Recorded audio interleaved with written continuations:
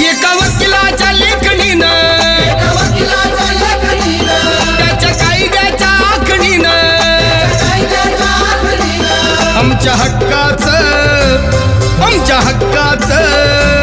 आमच्या हक्काचं लेखन व माय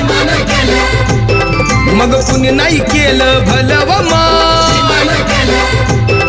अग दिल्लीचं दालन फुलं व माय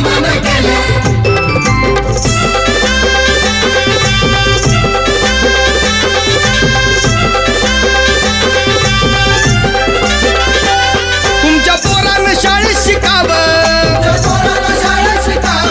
आशाला जारीला मुकावं